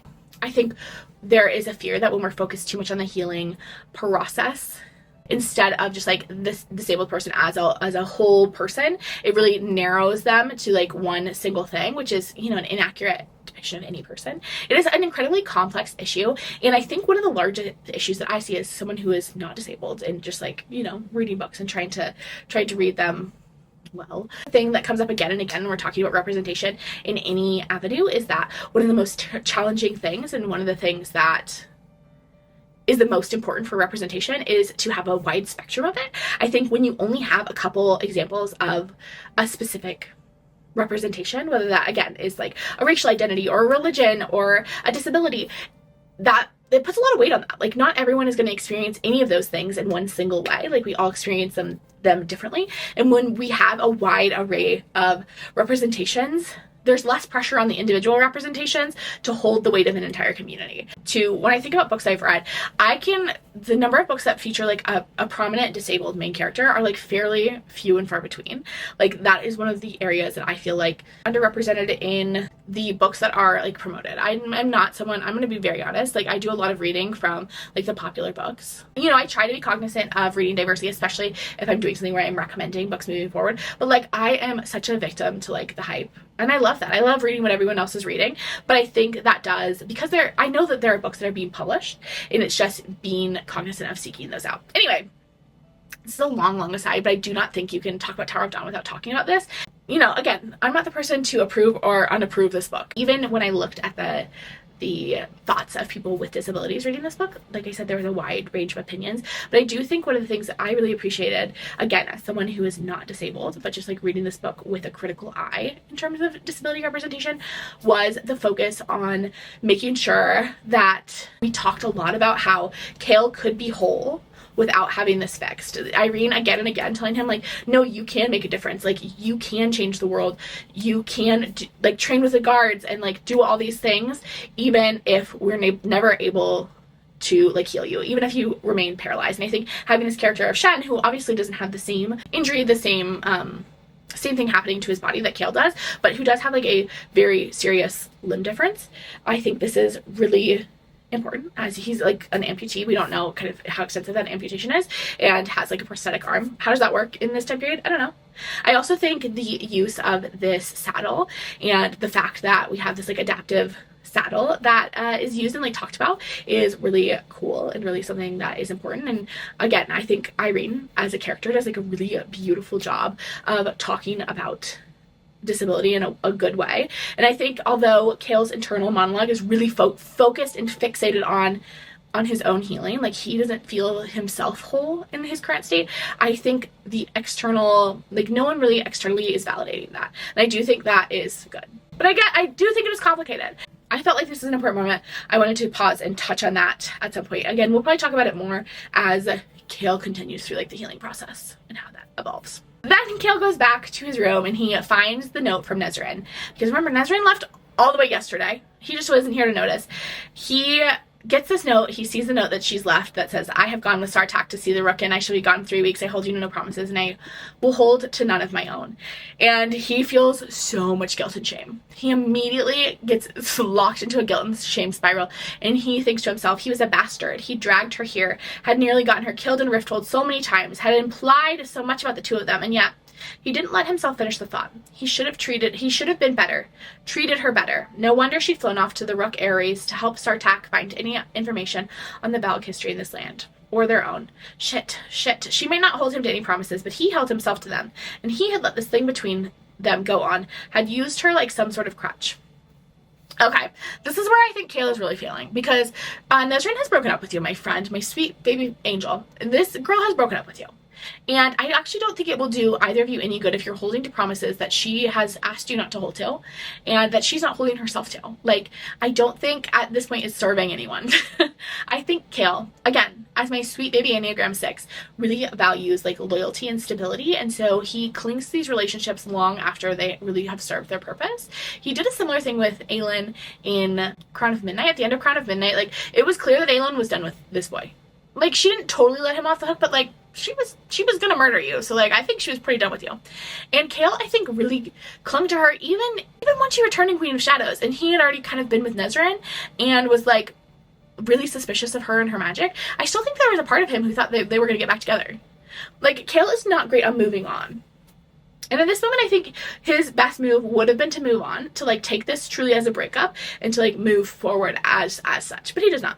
Yrene arrives a couple hours later for their healing session, and Chaol is like very quiet and stoic. He's like really been quite shattered by this note left by Nesryn, and also doesn't really know what to do with his relationship with Yrene because like he overstepped there. He knows he overstepped, and now he wants to kind of like take it back. And so now he's just like shut down anything that's besides like the healer patient agreement between the two of them. And Irene's like, are you okay? Like they were having the best day, bestie friends day yesterday, and now he's being weird. And Chaol's like, yeah. And Yrene is like having him go through exercises and like go through moving his legs and doing push-ups and all this stuff, but like he's still being really weird. And Yrene is like, have we gone back to that place? Tell me what happened. Like we have really regressed in our relationship. I thought we were good now. And Chaol's like, nothing happened at all. And Chaol is like going through his little circuit of exercises, and he's gone through it a couple times, and Yrene stops him because he's like really pushing himself, and Yrene is like, okay, that's enough, you're gonna hurt yourself, like be careful. And Chaol is like, I think I know my own limits. And Yrene is like, you clearly don't, because you were pushing past them. I understand that like exercise was a safe place for you. It was a sanctuary. You knew that like physically moving your body would take you out of your head. When things got hard, when they went wrong, when you were upset or angry or sad, you would lose yourself in the training and sweating until it burned your eyes and practicing until your muscles were shaking and begging you to stop. And now you cannot do as you once did. How does that make you feel? She's like, actually, let's tap into this. Let's do some mental healing. Let's tap into the fact that like your physical limitations are different now. Like, period. Like that is not, there's a lot of things you can do. And like, there's a lot of adaptations we can make to your life to like make your life what you want, but you have physical limitations and they are different than what you were when you were not paralyzed. And Chaol's like, don't think you can provoke me into talking. And she's like, no, how does it feel, Lord Westfall? And he's like, you know how it feels, Yrene. And Yrene is like, tell me. And he goes silent, and Yrene starts moving his legs through like the physical therapy, like sort of exercises she does with his legs. And it's going well until Yrene moves to an exercise that requires her to like touch his thighs. And then he like flinches away and he says, I'm tired, I think we're done. Like, you can go. And Yrene is like, okay, well, we can start on the healing then if you're like done with the exercises, that's fine. And Chaol's like, no, I want to rest. I don't want to do healing today. And Yrene is like, okay, resting doesn't really seem like your style. Like, this is normally not your MO. You normally like to like kind of press forward. And he just is like, get out.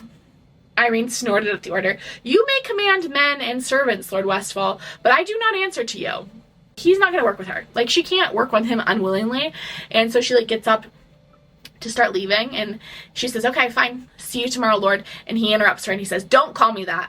And Yrene says, I think I'll call you whatever I want. And Chaol's like, get out. And so now she's kind of like a little like flustered and disgruntled, and she's leaving, and she bumps into Hasar on the way out and like learns that Sartaq and Nesryn left yesterday on the Rook, and they're headed back to the Southern Mountains. And Yrene is like, oh, that's what happened. Nesryn left. And Yrene is like, when did they leave? And Hasar is like, yesterday. Apparently, she didn't say anything about it, didn't take her things, just like literally left a note and vanished into the sunset with him. I didn't think Sartaq had it in him to be such a charmer. And Yrene is putting the puzzle pieces together that like Chaol came back to this note. And now Yrene is like really restless. She was gonna head back to the tour, but she's like, no, I'm not like ready to go back there yet. I like, you know, have energy that I need to burn. And so she decides to go into the city, and she just follows the sound of coughing. Like, she just goes and heals people. She just bouncing around healing people. We love Yrene. And we get word that she heals people. She heals like 6 different people. We kind of like go through all of them, and she's ready to head back to the tour. It's like evening. It's starting to get dark after having like a good day of healing, but she's still like restless. Like her magic is drained. She is like tired, but there's still this like restless energy. And she's like, you know what? I'm gonna go back to the palace and have a little chat with Chaol, because that was not appropriate behavior. She turns and she heads for the palace instead of the tour. On her way, she like stops and she gets herself a little dinner, which she's like, what a treat. I normally don't eat dinner outside the palace or the tour, so it's like nice to be able to pick for myself. And then she gets herself like a fun little beverage, a drinkity drink, and then she's like headed to the palace, having a great time. She gets into the palace. It's late. The hallways are like pretty empty, and all of a sudden she hears footprints. She hears footsteps coming up behind her, and she like looks behind her. She doesn't see anything there, and she starts to get anxious. Hurry, a small, gentle voice murmured in her ear, in her head. She had never heard that voice before, but she sometimes felt its warmth, coursing through her as the magic flowed out. It was as familiar to her as her own voice, her own heartbeat. Hurry, girl. She is like, okay, I have like 30 feet till this corner, and then Chaol's room is right down the hallway. I need to get there. I need to get there quickly. And then she starts to like panic and be like, what if Chaol's room is locked? Like, I need to be able to get in that room like immediately. Like, I'm not gonna have a second to spare. She starts like actually sprinting into that room. She gets in the room, slams the door. Remember, they have like the sitting room foyer area. She slams the door, locks it. There's 2 locks. Something slams into the door on the other side, and Chaol is in there just being like, hello, what's going on? And Yrene is like, we need to get in your room right now. Like, get in your room. And Chaol's like, what is that? Who is that? And he's got his sword out. He's ready to fight some people. And Chaol's like, Yrene is like, I don't have time to explain. Get inside right now. And so they go back into Chaol's like bedroom, and they barricade the door. They like put furniture up against the door. Then Yrene is like shaking. She's shaken. Everything is covered. And Chaol's like, it's okay. Like, deep breaths, calm down, center yourself. Fear will get you killed as easily as a weapon. You have a calm head as we're dealing with this. Because Chaol at this point is doing calculations that like, what is he gonna do if someone comes in and starts to attack them? And he's like, grab that dagger. Then the creature like clearly just like bursts in through the front door into the foyer, and it's right on the other side of that bedroom door, and it starts whispering Irene's name. And it's definitely not a human voice. Like, it's definitely a Valg voice as it like whispers her name over and over again. And Chaol's like, hey, what do you want? And the Valg is like, Yrene. And Chaol is like, okay, get out before you regret it. And Chaol's over here offering threats from the other side of the door. He's like really just trying to keep Yrene calm. Yrene is literally shaking. She's in the center of the bed, just like away from all the entrances. Chaol's right next to her, and he is like, okay, you don't waste one heartbeat being afraid of a coward who hunts women in the darkness. He's like, no. We're not doing this. And the thing is to like rattling the door and whispering Irene's name. Chaol's like, your fear gives it power over you. Like, you need to calm down. And he comes over and he holds her face in his hands. And he says, I am not afraid, he said softly, but not weakly, and neither should you be. We will face this together. And Yrene is like immediately very comforted by this idea that she doesn't have to face it alone, that she is going to get to do it together. And he grabs her hand with the dagger in it and shows her where to stab and reminds her she knows what to do. Like, she teaches self-defense to these girlies. Like, she knows what to do. She's also a healer, so she knows where to stab to do some damage, you know? She's a smart girl. And he then explains that, like, okay, here's what's gonna happen. If that guy busts through the door, we're gonna try to behead him, because that's the only way to actually kill him. But, like, if we can just get him to the floor first, I'll take care of the head chopping off bit. Okay, girlie? And Yrene is like, oh, he's done this before, she realized. He'd killed these things, triumphed against them, had taken them on with no magic but his own indomitable will and courage. And she had crossed mountains and seas, and she had done it on her own. And she's like, okay, actually, I am tough and brave, and Chaol is tough and brave, and we could do this together. But then there's silence from the other room. There's nothing over there. It's gone quiet. They get kind of scared, but then they hear the sound of guards coming in. Guards found the room empty, so they move the furniture back. And they head out to the main room, and they call for Cassian. And then we get Chaol's internal thoughts. Remember, Yrene was like, oh my gosh, this boy was so calm, cool, and collected, and he was going to save me. This is what Chaol was actually thinking. He had been so terrified. He hadn't been able to discern a viable path out of it. Not for her in the chair against a Valg minion he was good as carrying. Thought he'd calculated a well-timed throw of his dagger and sword might save them. That his best bet, that had been his best option, throwing. He hadn't cared, not really, not about what it meant for him, but about how much time that throw might buy her. Okay, so Chaol was actually internally freaking out. He's like, I don't know how to fight this thing. I don't know how to fight this thing, and if I don't fight this thing, Yrene is going to get hurt. My girlie is going to get hurt. And then Cassian arrives, he strolls in through the door, and he's like, hey guys, what the heck happened? And Yrene tells the story. She's like, I was walking back here to make sure that Chaol took a tonic, and Chaol's like, clearly this girl is lying. She came back to yell at me for being an a-hole during our session today. And then I sensed something was following me, and then I raced in here, and like the thing came to the door. And Cassian's like, okay, we have searched the palace, like we're in the process of searching, haven't found anything yet. We're gonna do another search, see if we come up with anything, but we're gonna add a bunch of guards everywhere, and we're gonna make sure, like, 1, you're accompanied everywhere, and 2, the guards here and at the tour are increased. Like, I'll have guards escort you back to the tour tonight. And Yrene was like, honestly, I would feel safer if I just spent the night here. I would feel safer here. And Chaol thinks to himself, Chaol tried not to blink at her. At the words, with him. She felt safer here with him. He avoided the urge to remind her that he was in this chair. Kayla's at once like really moved by the thought of her feeling safe with him, and also wanting to be like, you're wrong. Like, you shouldn't feel safe with me because I can't keep you safe.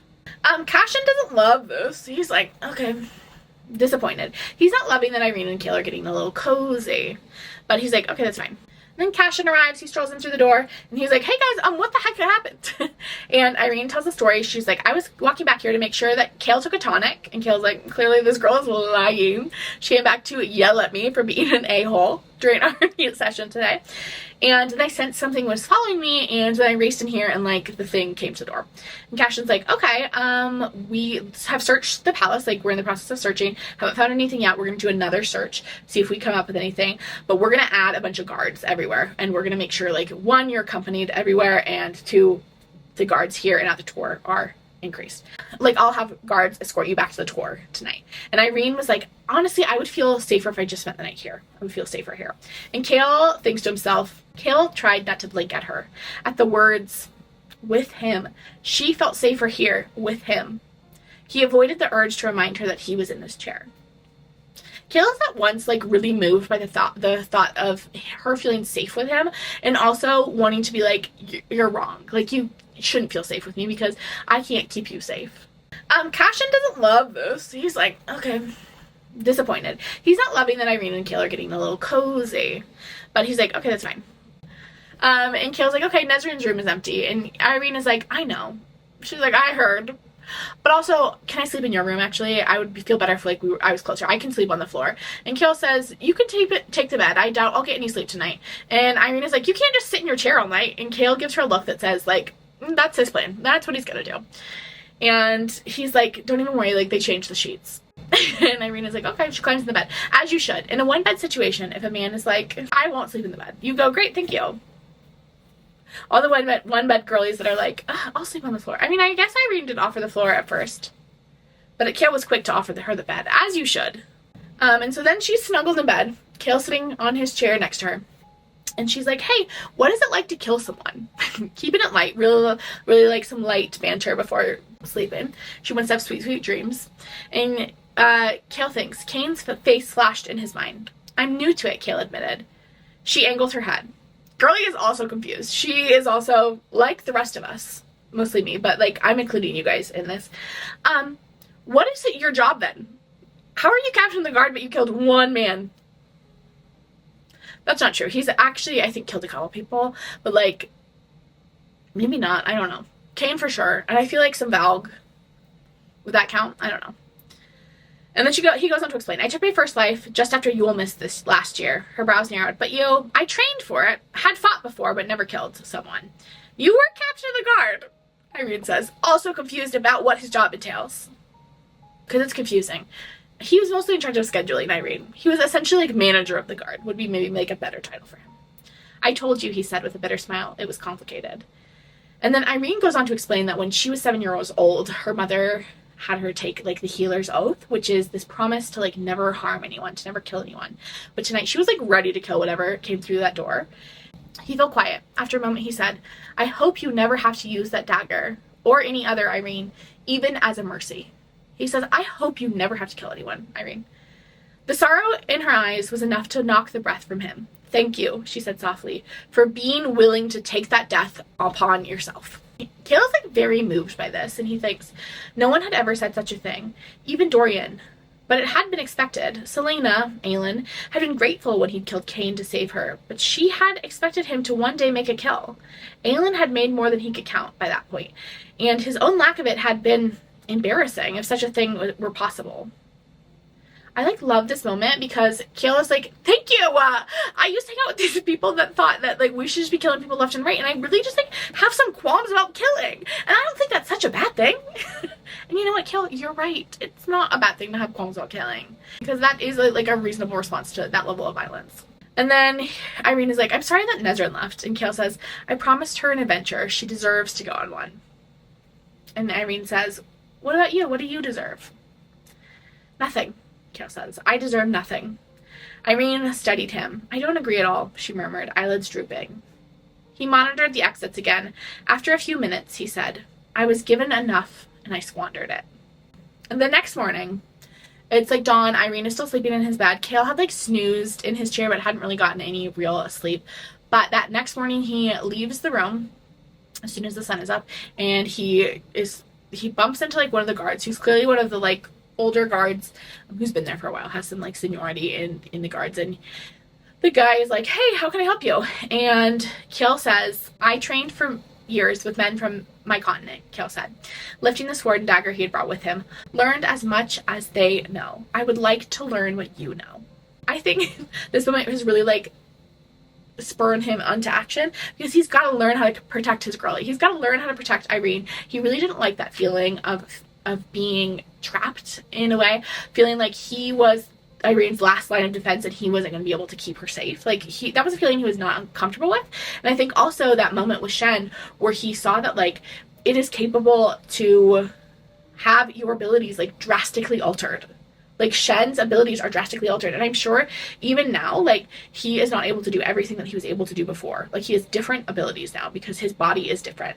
And seeing that he's still serving in the like King's Guard at this palace that is like well renowned, Chaol is like, I am going to make active steps forward in my own life, and we love that for him. That guard that he's interacting with is named Hashem, and then they work out together that day. Hashem, who was a rank below captain and oversaw the guard's training, found ways for Chaol to do their exercises, either with someone bracing his feet or modified versions from the chair. He had indeed worked with Shen a year ago. Many of the guards had. They banded together, assisting Shen in any way they could, with the reorienting of his body, the way of fighting during those long months of recovery. So not one of them laughed or stared. Not one of them whispered. I love this so much for Chaol. I love this for Chaol so much. And then they do some like healing over the next few days, and again the numbness is receding. He can feel his whole feet now. Like his whole feet are not numb. I think he's like up to his ankles, and he's also working out with Hashem and the guards every morning as like part of his routine, and he's like learning how to fight with his new body and his new ability, like his new capabilities and his new limitations, and we love it so much. Such a gorgeous end. Nesryn's on a little adventure, and Chaol is like learning how to live in the body he has now, and I love it so much. Okay. That's all folks. We'll see ya next one, part 2. Things probably get uglier. This part was kind of nice. All right, bye.